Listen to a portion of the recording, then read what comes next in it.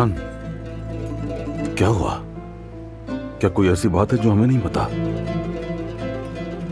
नहीं,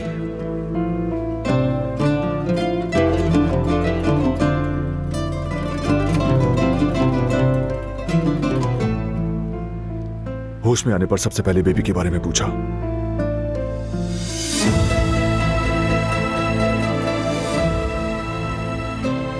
मैंने कहा तुम और बेबी दोनों ठीक हो।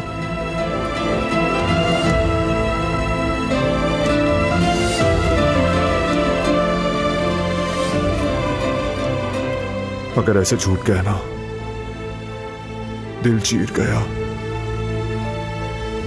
बेटा, तुमने उसकी भलाई के लिए ये बात कही है।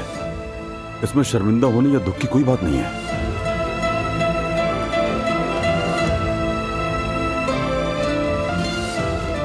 और वैसे भी ये झूठ नहीं है।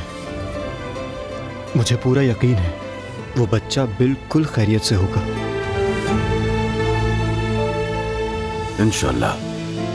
इंशाअल्लाह।